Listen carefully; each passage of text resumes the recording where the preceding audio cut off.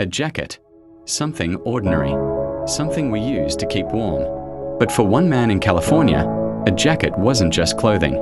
It was a life sentence.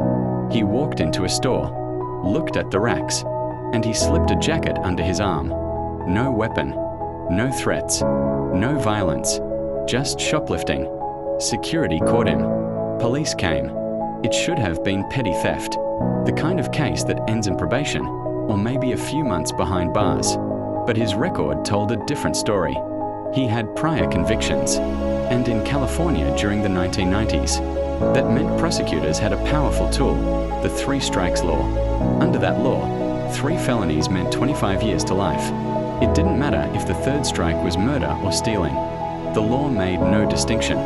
So when the prosecutor stood up in court, they didn't argue about the value of the jacket. They argued about his past. And when the judge read the sentence, his fate was sealed, life in prison, for stealing a jacket. Stop and think about that. A piece of clothing worth less than $200 cost a man his freedom. This wasn't an isolated case.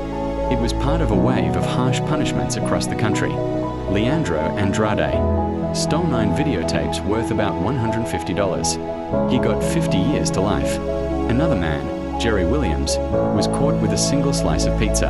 Prosecutors tried to give him life. These cases weren't about violence.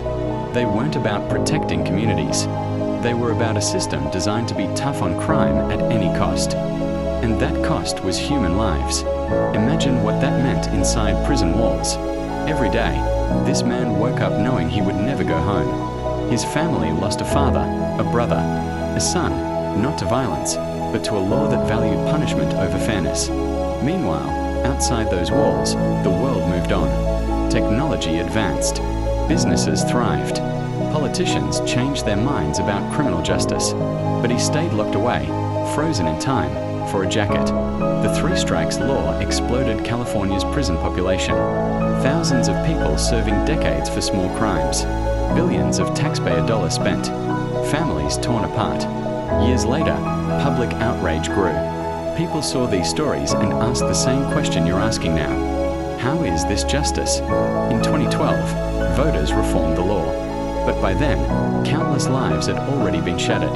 The man with the jacket became a symbol, a reminder of how laws built on fear can destroy fairness, of how justice can lose its balance when punishment no longer fits the crime.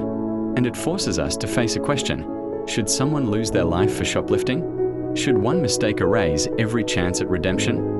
Life in prison. For a jacket. This is not justice. This is injustice. And it happened here.